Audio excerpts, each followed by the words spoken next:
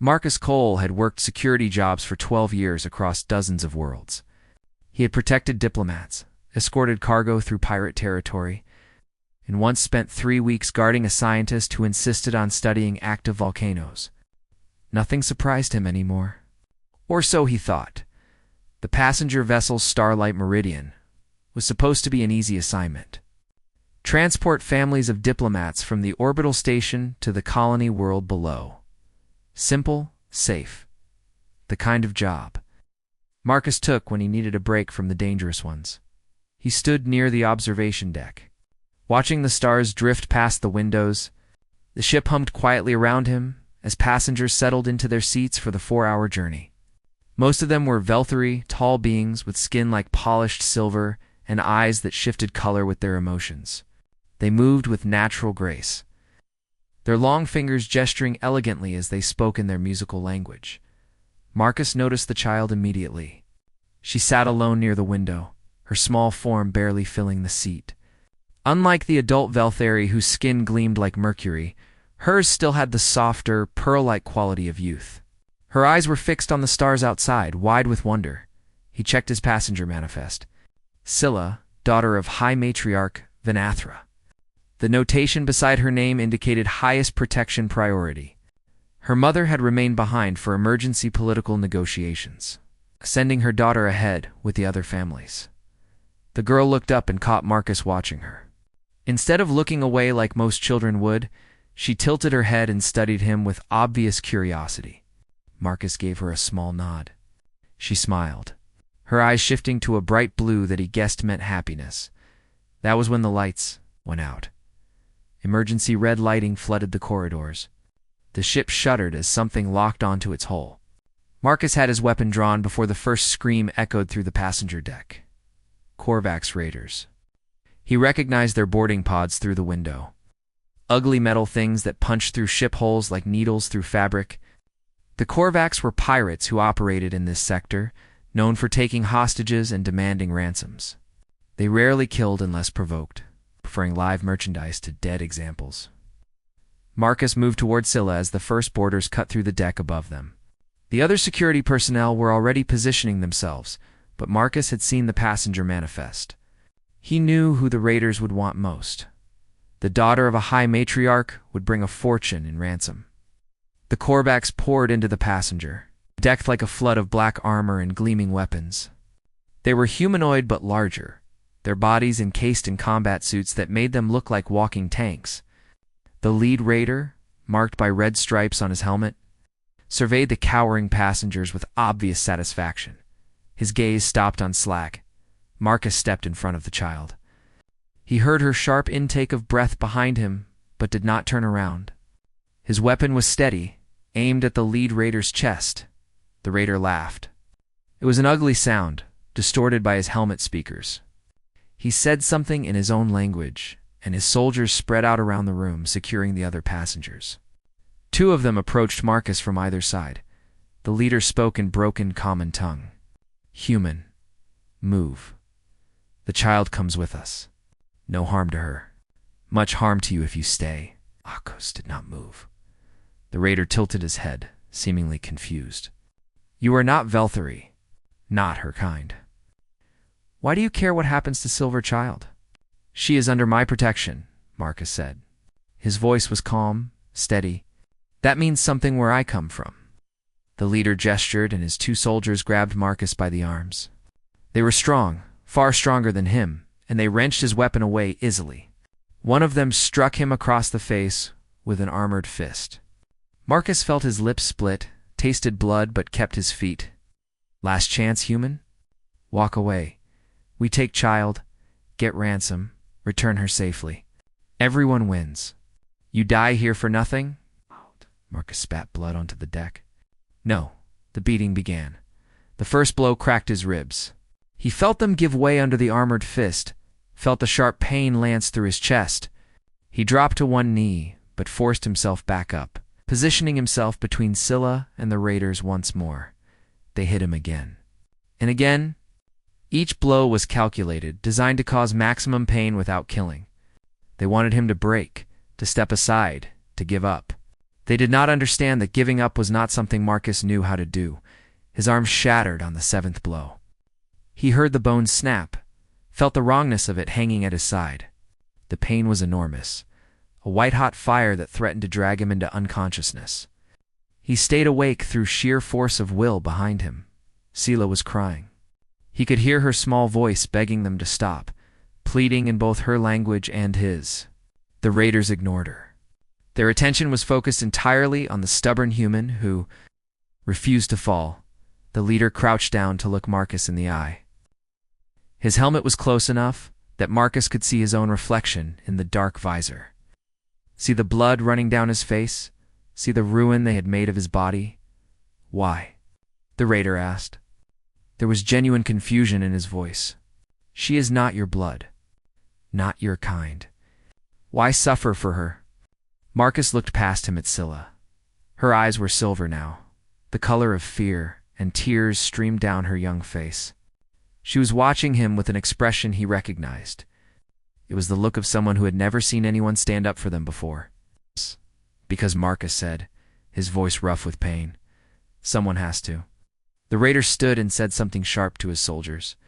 They grabbed Marcus and threw him against the wall. He slid down to the floor, his broken body screaming in protest. Through blurring vision, he saw them advancing toward Scylla. He moved without thinking. His legs should not have worked, but they did. His broken arm hung useless, but the other one still functioned. He threw himself between the raiders and the child one more time, spreading his arms wide to block their path. The leader's patience finally broke. He drew his sidearm and pressed it against Marcus's chest. Move or die, human. Final choice. Marcus looked at the weapon, then back at the raider. Then I die standing. The shot never came. Alarms blared throughout the ship as rescue vessels locked onto the hull. The raiders had taken too long, and the distress signal had reached friendly forces. The Korvax leader snarled in frustration, looking between Marcus and the child he protected. There was no time to take her now, but there was time for one final act of spite. The raider brought his armored boot down on Marcus's leg. The crack of breaking bone echoed through the sudden silence. Marcus collapsed, his body finally giving out after everything it had endured. But even as he fell toward Scylla, putting himself between her and any final attack. His broken form became a shield, covering her small body with his own. The last thing he heard before darkness took him was Scylla's voice, high and desperate, screaming words he did not understand. She was calling for her mother, invoking something ancient, something powerful. The Velthari passengers around them gasped, their eyes wide with shock at what the child had said. Marcus did not know what it meant. He only knew that the girl was safe, that the raiders were retreating, that he had done his job. The rest could wait until he woke up. If he woke up, his last conscious thought was simple. He hoped Scylla would be okay. He hoped her mother would come for her soon. He hoped that someone would tell his sister back on Earth that he had died protecting a child, because she would understand. She would know that was exactly how he would have wanted to go. The darkness claimed him. But even in unconsciousness, his body remained curled around the small Velthari girl he had saved. The rescue teams found them that way minutes later, the broken human and the crying child, bound together by blood and sacrifice in ways neither of them yet understood. Scylla held his hand through it all, refusing to let go, whispering the words of binding over and over until her mother's people finally arrived. She did not know if the human could hear her. She only knew that he had earned something precious, something her people held sacred above all else. He had taken wounds meant for her, and among the Velthari. That debt could never be forgotten. Marcus woke to the sound of humming machines and the soft glow of lights he did not recognize. His body felt strange, wrapped in warmth that seemed to pulse with gentle energy. The pain was still there, but distant now, like a memory rather than a present reality. He tried to move and found that he could not. His limbs were bound in some kind of healing apparatus. Tubes and wires connecting him to devices that beeped and glowed with alien technology. The room around him was unlike any hospital he had seen before. The walls curved like the inside of a shell, Everything seemed to be made of the same silvery material as Velthury's skin. A face appeared above him. Scylla, her young features creased with worry, her eyes shifting through colors too fast for him to read. She spoke rapidly in her own language, then caught herself and switched to common tongue. "You are awake," she said. Her voice trembled. "They said you might not wake. They said humans are fragile, but I told them you would wake. I told them you were strong." Akus tried to speak, but his throat was too dry. Scylla immediately pressed a small device to his lips, releasing cool water that soothed the rawness. She handled the medical equipment with practiced ease, and Marcus wondered how long she had been sitting by his bed, learning how to care for him. How long? He managed to ask. 12 days. Scylla's eyes settled on a deep blue. "My mother brought you here to our best healing station. She said nothing was too good for the one who saved me." Before Marcus could respond, the door to his room slid open. A tall Velthury woman entered, and Marcus immediately understood why the species was known for their beauty. She moved like water flowing uphill, graceful in a way that defied physics. Her skin gleamed like liquid silver, and her eyes were the color of deep space, filled with distant stars, but there was nothing soft about her expression. She studied Marcus the way a general might study a battlefield, calculating, measuring, assessing every detail. "Mother," Scylla said. Stepping back from the bed, Venethra did not acknowledge her daughter. Her attention was fixed entirely on Marcus.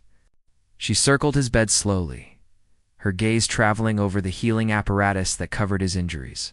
When she finally spoke, her voice was like music played in a minor key. "I have watched the security recordings 47 times, she said. "I have studied every moment of what happened on that ship. I have counted every blow you received, catalogued every bone they broke, measured every drop of blood you spilled." He was not sure what response she expected. Venethra stopped at the foot of his bed. "You had opportunities to flee. The raiders were focused on my daughter. You could have escaped through the maintenance corridors. You could have hidden with the other passengers. You could have lived." "I was assigned to protect the passengers," Marcus said. "Your daughter was a passenger. Other security personnel fled. They are being quietly dismissed from service and will never work again. But they lived." Venethra's eyes never left his. "You stayed. You suffered. You nearly died. Why?" "Because she was scared." Marcus thought back to that moment, to Scylla's silver eyes filled with terror. "Because she was alone? Because someone needed to stand between her and them, and I was the only one left." Venethra was silent for a long moment. Then she turned to her daughter. "Leave us." Scylla looked like she wanted to argue, but something in her mother's expression stopped her. She gave Marcus one last look, her eyes shifting to a warm gold that might have meant gratitude, then left the room. When they were alone, Venethra moved closer. She sat on the edge of his bed, close enough that he could see the tiny silver scales that covered her skin, close enough that he could smell something like rain on flowers. "Do you know what my daughter did while you were unconscious?" Venethra asked. "Do you know what words she spoke over your broken body?" Marcus shook his head slightly, the movement sending dull pain through his neck. "She invoked Cathalar, the blood binding." Venethra's voice dropped lower. "It is the oldest law of my people, older than our civilization, older than our written history. When someone takes wounds meant for a matriarch's bloodline, they become bound to that bloodline forever." "I do not understand," Marcus said. "You bled for my daughter. You broke for her. You were willing to die for her." Venethra's star-filled eyes seemed to bore into his soul. "In the eyes of my people, in the eyes of our law, you are no longer simply Marcus Cole, human mercenary. You are Cathalar to House Venethra. You are protected kin." "Yeah?" Marcus felt a chill run through him despite the warmth of the healing apparatus. "I was just doing my job. I do not want to be bound to anything. What you want is irrelevant." There was no cruelty in Venethra's voice, only absolute certainty. "You bled 17 times for my daughter. 17 wounds that should have been hers. You have 17 claims upon my house. This is not politics, human. This is not negotiable. This is law as old as blood itself." She stood and walked to the window, looking out at whatever lay beyond. The Galactic Council is already asking questions. They want to know why a high matriarch has claimed a human as protected kin. They suspect political maneuvering, alliance building, some scheme to increase human influence. Is that what this is? Marcus asked. Vanathra turned back to face him, and for the first time, he saw emotion crack through her composure. Her eyes flickered through a dozen colors in seconds, settling on a deep crimson that seemed to pulse with intensity. My daughter is everything to me, she said. She is my legacy, my future, my reason for breathing. You protected her when no one else would. You suffered for her when suffering was the only currency that mattered. Do you think I care what the council believes? Do you think I care about politics when I look at you and see the man who saved my child? The room fell silent, except for the soft hum of the healing machines. Marcus looked at this powerful woman, this leader of one of the galaxy's most influential houses, and saw something unexpected in her eyes. Gratitude, respect, and something else he could not quite name. What happens now? He asked. Now you heal. Vanathra moved toward the door. And when you are strong enough, you will face the council. Rival houses are challenging my claim. They say a human cannot understand our ways, cannot honor our traditions. They demand you prove yourself through the trials of acceptance. And if I refuse? Vanathra paused at the door. Then my claim is invalidated. You return to being a simple human mercenary, and everything you suffered means nothing. The blood you spilled becomes meaningless. The sacrifice you made becomes a footnote. She looked at him over her shoulder. Is that what you want? Marcus thought about Scylla, about her terrified eyes turning to gold when she looked at him. He thought about the raider's question. The genuine confusion in his voice when he asked why Marcus would suffer for someone not his own kind. What are these trials? He asked. 3 tests. Endurance, wisdom, loyalty. Vanathra's expression softened slightly. No non-Velthari has ever passed them. Most do not survive the first. But you think I can? I think you already proved your worth on that ship. She opened the door to leave. The trials are merely a formality for those who need to see what I already know. After she left, Marcus lay in the darkness of the healing room, feeling his body slowly knit itself back together. He thought about everything Vanathra had said, about blood debts and ancient laws and trials that killed everyone who attempted them. He should have been afraid. He should have been planning his escape, figuring out how to get back to human space, where things made sense. He should have been angry at being bound to something without his consent. Instead, he thought about Scylla sitting by his bed for 12 days. Learning how to operate alien medical equipment just to take care of him. He thought about her voice calling for her mother, invoking ancient words to protect the stranger who had protected her. He thought about the raider's boot coming down on his leg, and how even then, even in that moment of final cruelty, his only thought had been to shield her with his body. Maybe the blood binding was not as strange as it seemed. Maybe some debts really could not be unpaid. Maybe there were worse things than belonging to something bigger than yourself. Marcus closed his eyes, and let the healing machines do their work. He would need his strength for what came next. The trials were waiting. The proving grounds of Velthari. Prime were ancient beyond measure. Massive stone pillars rose from the earth like the bones of giants, carved with symbols that predated written language. The arena floor was made of some dark material that seemed to absorb light, and thousands of Velthari filled the surrounding stands, their silver forms gleaming like a sea of stars. Marcus stood alone at the center of it all, painfully aware of how small and fragile he looked compared to everything around him. His body had healed well enough to walk, but the deep aches remained, reminders of what the raiders had done to him. He wore simple clothing provided by House Vanathra, its dark fabric that did little to make him look impressive. The gathered crowd murmured in their musical language. He caught fragments of their conversations, words like human and outsider and impossible repeated over and over. They did not believe he would survive. Most of them hoped he would not. High above the arena floor, a platform held the Council of Matriarchs. 7 of the most powerful Velthari leaders watched with expressions ranging from curiosity to open contempt. Vanathra sat among them, her face carefully neutral, but Marcus could see the tension in her shoulders. Beside her sat Matriarch Sylvain, the one who had challenged the blood binding. Her skin had a darker cast than the others, like tarnished silver, and her eyes never stopped moving, calculating, scheming. She had made her position clear from the beginning. Humans did not belong among the Velthari. This one certainly would not survive to prove otherwise.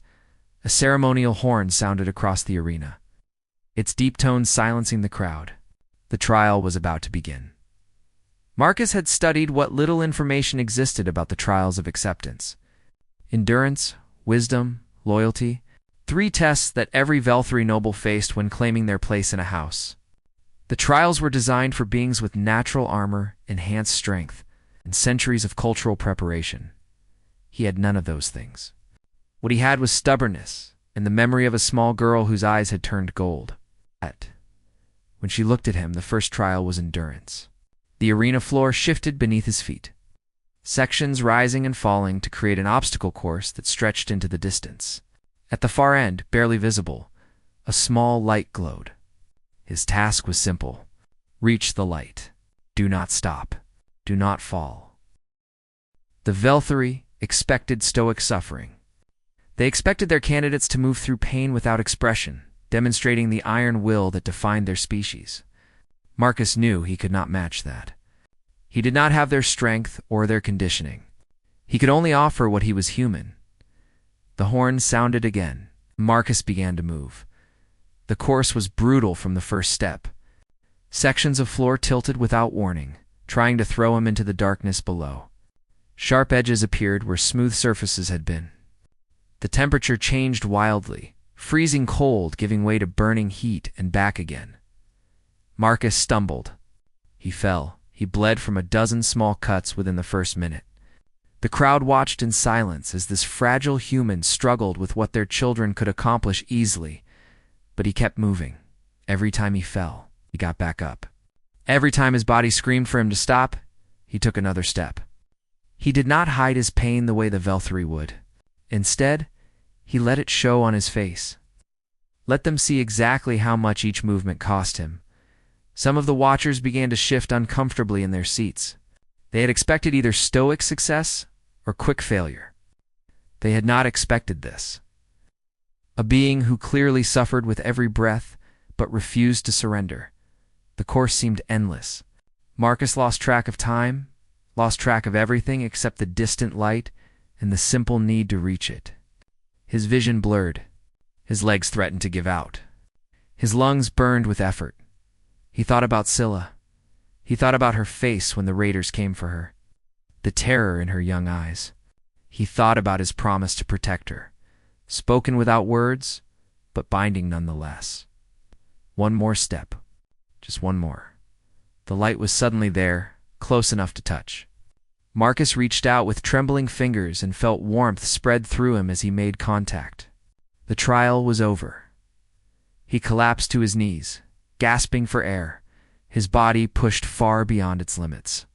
Above him, the crowd sat in stunned silence. He had not completed the course with Velthari grace. He had not shown their kind of strength. But he had finished, and that was more than anyone had expected. The second trial came after a brief rest that felt far too short. Wisdom, he was brought to a smaller chamber, where 5 Velthari elders waited, their combined age stretching back thousands of years. They presented him with a scenario, an ethical puzzle that had no good answer. A ship is failing. There are only enough escape pods for half the passengers. Among them are a great leader who could save millions, a child who represents hope for the future, and a criminal whose knowledge could prevent a war. Who lives? Who dies? How do you choose? The expected answer, Marcus knew, was to prioritize based on political value. Save the leader. The leader's influence outweighed individual lives. It was cold mathematics, the kind of calculation that powerful beings made every day. Marcus rejected it. You cannot calculate the worth of lives, he said, his voice still rough from the physical trial. The moment you start measuring people against each other, you have already lost something important. The elders exchanged glances. Then how would you decide? I would not decide who lives. I would decide how to save everyone. Marcus met their ancient eyes without flinching. Humans do not accept impossible situations. We change them. We find another way. We refuse to believe that sacrifice is inevitable. And if there truly is no other way, Marcus was quiet for a moment. Then I stay behind. I give my seat to someone else. Because the person making the choice should never put themselves above the people they are choosing for. The elders did not tell him if he had passed. Their expressions remained unreadable as he was led away to the final trial. But he noticed that one of them, the oldest of the five, had eyes that shifted to a color he had not seen before. Something like wonder. The third trial was loyalty. Marcus stood again in the great arena, this time facing the full council of matriarchs. Vanathra watched from above, her composure perfect. But Sela had somehow appeared at the edge of the arena. Her small form pressed against the barrier, her eyes fixed on him with desperate hope. Matriarch Sylvain rose to speak. Her voice carried across the arena like poison disguised as music. "Human," she said, "you have surprised us with your endurance. You have intrigued us with your words. But this final trial reveals truth that cannot be hidden. Choose now. Choose freedom or binding. Choose your own kind or ours. Choose to walk away from all of this and return to your simple human life, or choose to bind yourself to House Vanathra forever." She smiled, and there was no warmth in it. No one would blame you for choosing freedom. You have already proven courage. To walk away now would be wisdom. Your people would welcome you back. Your life would continue as before. All you must do is renounce the blood binding, and you may leave this place with honor. Marcus looked at Vanathra, whose expression revealed nothing. He looked at Scylla, whose eyes were shifting through colors too fast to track. He thought about Earth, about his sister, about the life he had, built across a dozen worlds. Then he thought about a ship full of terrified passengers and a small girl who had no one left to protect. Her? I choose House. Vanathra, he said. Selvin's smile flickered. You would give up your freedom? Your people? Everything you know? I already gave those things up, Marcus replied. I gave them up when I stepped between your raiders and a child. I gave them up when I decided that her life mattered more than my comfort. The blood binding did not create my loyalty. It only named what already existed. He walked to the center of the arena and faced the council directly. You want to know if a human can understand true loyalty? I can recite every injury I took for Sela. The cracked ribs on the first blow. The broken arm on the seventh. The shattered leg at the end. I remember exactly what I was thinking during each one. His voice grew stronger. I was thinking that I would not let them take her. I was thinking that someone had to stand in their way. I was thinking that if I died there, at least she would know that someone thought she was worth dying for. The arena fell completely silent. Marcus looked up at Sylvain. That is human loyalty. We do not calculate it. We do not negotiate it. We simply give it, completely and without reservation, to those we choose to protect. And once given, it cannot be taken back. He turned to face all 7 matriarchs. I choose House Vanathra. I choose Scylla. I choose to bind myself to something greater than my own survival. Not because your laws demand it, but because I already made that choice on a burning ship while my bones broke and my blood spilled. Scylla was crying openly now, her small hands pressed against the barrier. Vanathra's composure finally cracked, her eyes flooding with colors Marcus could not begin to interpret. The eldest matriarch rose slowly, her ancient form trembling with the effort. When she spoke, her voice carried the weight of millennia. The trials are complete. The human is past. Selvin's protest was cut off by the roar of the crowd. Not all of them cheered, but enough did. Enough had seen something they did not expect. Enough had witnessed a fragile human prove that strength came in forms they had never imagined. Marcus stood alone in the arena, battered and exhausted but unbowed. He had faced their trials and survived. He had chosen binding over freedom. But looking at Scylla's joyful face, he knew he had not given anything up at all. He had simply found something worth keeping. The assassin came 3 weeks after the trials. Marcus had been given quarters in House Vanathra's ancestral home. a sprawling complex of silver towers and floating gardens that made human architecture look primitive by comparison. He was still learning the layout, still adjusting to a life where servants appeared at his elbow whenever he needed anything, still trying to understand his new place in Velthari society. The poison was elegant. Something in his evening meal, a compound designed specifically for human biology. Velthari would not have noticed it at all. Human bodies, however, reacted violently. Marcus collapsed in his quarters, his muscles seizing, his vision going dark at the edges. He knew immediately what was happening. He had seen enough death in his career to recognize its approach. But humans had a strange relationship with toxins. Their bodies fought back in ways that surprised even them sometimes. While the poison tried to shut down his organs, something in Marcus refused to surrender. His heart stuttered but kept beating. His lungs struggled but kept working. He crawled to the door.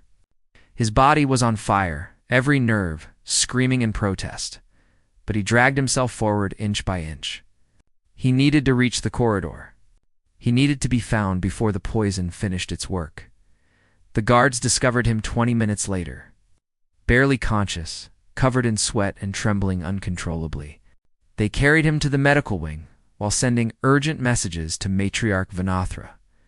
She arrived to find Marcus hooked up 2 machines that beeped warnings in a dozen different frequencies. The Velthari doctors moved around him with expressions of disbelief. "He should be dead," the lead physician said. "This toxin destroys human nervous systems within minutes. He has been fighting it for almost an hour."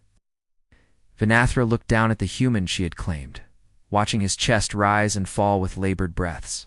His face was pale and drawn, but his jaw was set with familiar stubbornness. Even unconscious, he looked like he was refusing to give up. "Will he survive?" she asked. "We do not know. Human biology is unpredictable. We are giving him everything we can."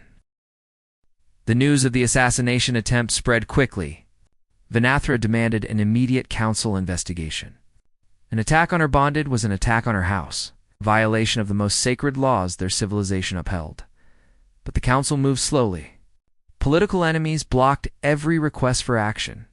Matriarch Selvane expressed public sympathy while privately suggesting that perhaps the human was simply too fragile for life among the Velthari. Perhaps it would be merciful to let him return to his own people before something worse happened. Marcus recovered within a week. His body fought off the poison through sheer biological stubbornness, leaving him weak but alive. The doctors were amazed. Vanathra was furious.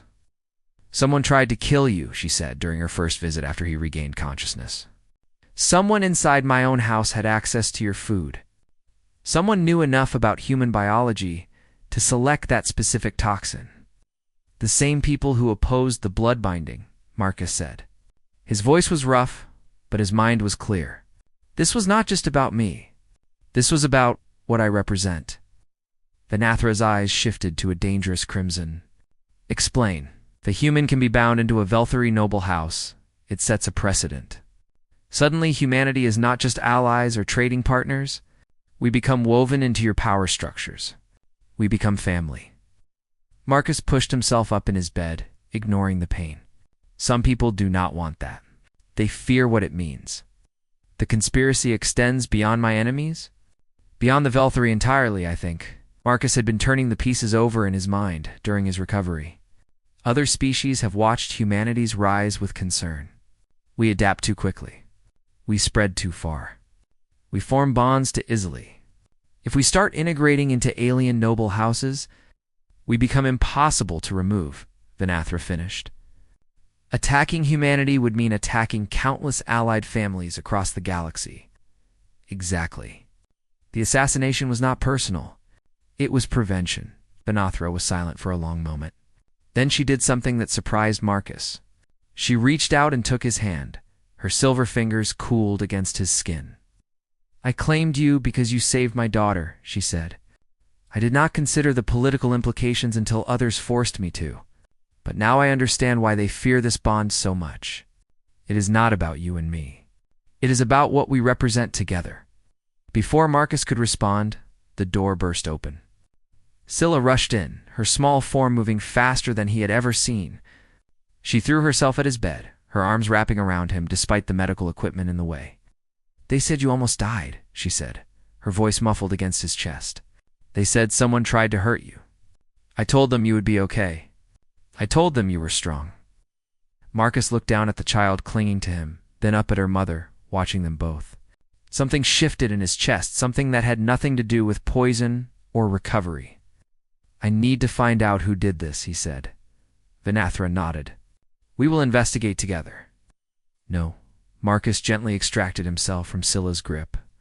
"I need to do this quietly. Whoever is behind this has allies on the council. They will know if official channels are used. But a simple human, still recovering from his near-death experience, they will not expect him to be a threat." "You are suggesting you investigate your own assassination attempt?" "I am suggesting that humans are good at being underestimated." Marcus met her eyes. "Let me work. Give me access to the house records, the security footage, the guest lists from the past month. I will find the trail." Vinathra studied him for a long moment. "You would put yourself at risk again? After everything you have already suffered? Someone wants to kill me to stop what we represent. The best way to honor that threat is to become exactly what they fear." Marcus smiled grimly. "Besides, I never liked being hunted. I prefer to do the hunting." The investigation took days. Marcus moved through the house like a ghost, asking questions, reviewing records, piecing together a puzzle that most people did not even know existed. The servants grew used to seeing him in unexpected places, always watching, always listening. Scylla became his unexpected ally. She had been studying human customs since the trials, and she used her knowledge to help him understand Velthari's social dynamics. The child was smarter than anyone gave her credit for, and her innocent presence opened doors that would have been closed to Marcus alone. "Why do you think they want to hurt you?" she asked one evening as they reviewed security footage together. "Because I scare them," Marcus replied. "Not me specifically. What I mean to your people. What humans might become if we keep forming bonds like this." But bonds are good. "Mother says bonds make us stronger." "They do. That is exactly why some people want to stop them." Scylla's eyes shifted to a thoughtful purple. "So they hurt you because they are afraid of love?" Marcus paused. He had not thought of it quite that way, but the child had cut through all the politics to find the simple truth beneath. "Yes," he said finally. "They are afraid of love. They are afraid of what happens when different species start caring about each other too much." The breakthrough came unexpectedly. Marcus found a pattern in the servant schedules, a small irregularity that most would have overlooked. One servant had accessed his quarters twice on the day of the poisoning. Records showed no authorized purpose for either visit. Following that thread led to another, then another. The conspiracy revealed itself piece by piece, a network of fear and prejudice that extended far beyond the Velthari. Other species were involved, powerful beings who had decided that humanity's integration had to be stopped. At the center of it all was Matriarch Sylvain. But she was not the leader. She was a tool used by forces even she did not fully understand. Marcus compiled his evidence carefully. He knew that revealing it would be dangerous. The conspirators would not take exposure lightly. But he also knew that hiding in shadows was exactly what they expected him to do. Humans did not hide. They confronted. They exposed. They brought darkness into light and dared it to survive the illumination. He prepared his case and requested an audience with the full council. Vinathra watched him with something like pride in her star-filled eyes. "You are walking into a trap," she said. "Probably," Marcus agreed. "And you are going anyway."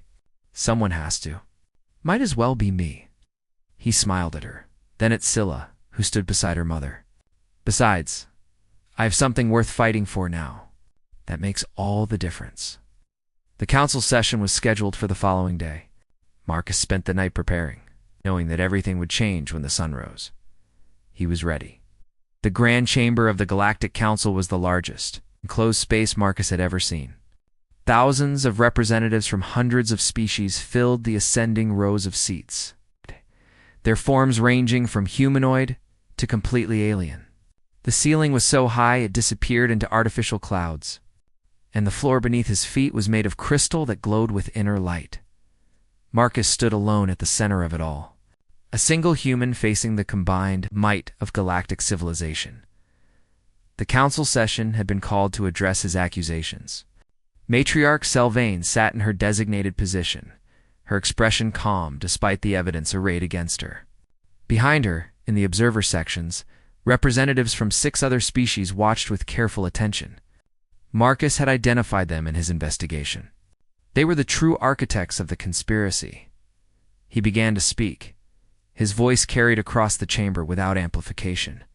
Projected by technology, he did not understand. He presented his evidence methodically, showing the security footage, the servant schedules, the communication records he had uncovered. He traced the conspiracy from the assassination attempt, back through layers of planning and coordination. The council listened in silence. Some of the representatives shifted uncomfortably as their involvement became clear. Others maintained perfect composure, their alien faces revealing nothing. When Marcus finished presenting his evidence, Sylvain rose to respond. Her voice dripped with false sympathy. The human has suffered greatly. The trauma of his near death has clearly affected his judgment. He sees conspiracies where none exist. He accuses respected leaders of crimes without proof. I have presented the proof, Marcus replied, circumstantial at best.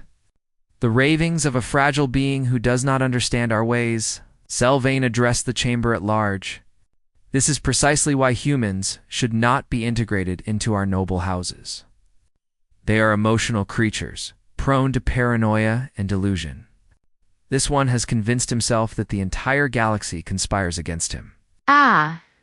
Several representatives nodded in agreement. Marcus saw the mood of the chamber shifting against him. The conspirators had prepared for this moment. They had allies everywhere. Then Sylvain made her real argument. Humans are dangerous, she said. Not because of their military strength or their technology. They are dangerous because of their adaptability. They form bonds too easily. They integrate too quickly. They make themselves necessary to those around them. She pointed at Marcus. Look at this one. In mere weeks, he has gone from a wounded stranger to a protected member of one of our most powerful houses.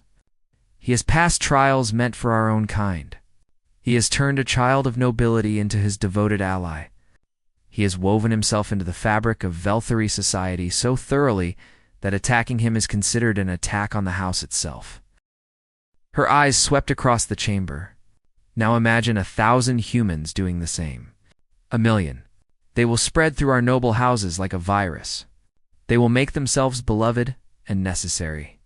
And when they finally control enough of our power structures, they will remake the galaxy in their own image. The chamber murmured with concern. Marcus saw representatives exchanging worried glances. Sylvain was speaking to their deepest fears, and her words were finding fertile ground. This must be stopped, Sylvain continued. Not through violence, but through wisdom. The blood binding must be invalidated. Humans must be kept separate from our noble structures. We must act now, before it is too late. Sat down, satisfied that she had swayed the council. The mood in the chamber had turned cold. Marcus could feel judgment forming against him, against humanity, against everything the bond with House Vanathra represented. He stepped forward and began to speak again. You were right, he said. The chamber fell silent in surprise. Humans are dangerous. We adapt. We endure. We form bonds that transcend species, culture, and biology. We remember every slight and every kindness. We become part of whatever community accepts us, and we fight to protect that community with everything we have. Marcus looked up at the thousands of faces watching him. That danger is real, but it flows in both directions. He began to walk slowly through the chamber, making eye contact with representatives from different species. Harm what a human loves, and that adaptability becomes opposition. We will never stop. We will never forget. We will pursue justice across decades and generations if necessary. He stopped and turned to face the full council. But protect what a human loves, and that same tenacity becomes alliance. Help a human when they are weak, and they will stand with you when you are weak. Show kindness to a human child, and you will have their loyalty forever. His voice grew stronger. You fear what humans will do if we integrate into your power structures. You should. We will change things. We will form bonds that cross every boundary you have built. We will make ourselves loved and necessary and impossible to remove. Marcus pointed at Sylvain. But the beings who fear that change have already revealed their intentions. They tried to kill me not because I had done anything wrong, but because of what I might become. They conspired across species lines not to protect their civilizations, but to preserve their own power. He addressed the chamber directly. Ask yourselves a simple question. Why do they fear human loyalty so much? Why does the thought of humans caring about aliens terrify them? He let the silence stretch before answering his own question, because they plan to be our enemies. They plan to exploit and manipulate and control. And they know that once humans are woven into the fabric of galactic society, that plan becomes impossible. Vanathra rose from her position among the matriarchs. Her voice rang out across the chamber with authority that silenced all whispers. The human speaks truth. Any species that fears loyalty has revealed their own hostile intentions. Any being that tries to prevent bonds of affection across species lines does so because they intend to act in ways that would make such bonds a threat to them. Descended from the matriarch's platform and walked to stand beside Marcus. My daughter was saved by this human.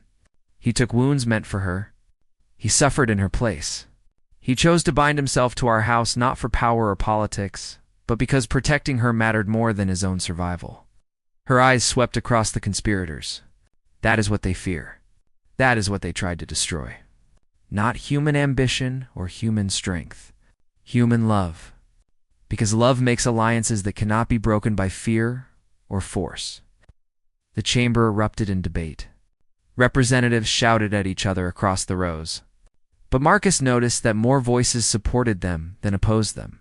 Selvin's conspiracy had overreached, and now it was collapsing under the weight of its own exposure. The vote came 3 hours later. The blood binding stood. More importantly, the council established new protocols for future such bonds, recognizing that humans would continue forming connections across species lines and that such connections should be protected rather than feared. The conspirators were censured, tented. Political realities prevented complete justice, but their power was broken, and their plans were exposed for all to see. Afterward, Marcus stood on a balcony overlooking the capital city, watching alien lights twinkle against the darkness of space. Sela appeared beside him, her small hand finding his. What happens now? She asked. Now we build something new. Marcus looked down at the child who had changed his life. Bridges between our peoples. Bonds that make us stronger together than we could ever be apart. Years passed.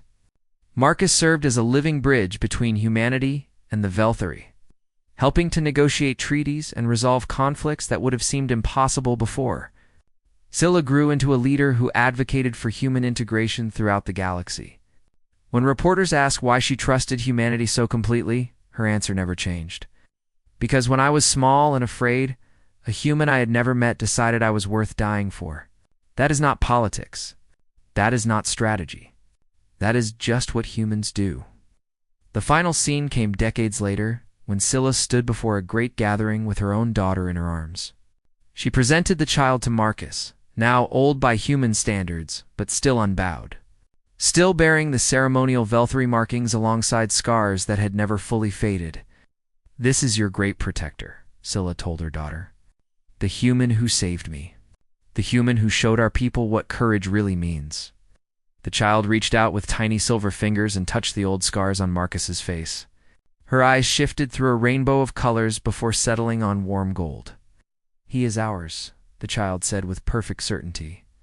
Marcus smiled, feeling the truth of those words settle into his bones. He had started as a stranger protecting someone else's child. He had become bound to an alien house through blood and sacrifice.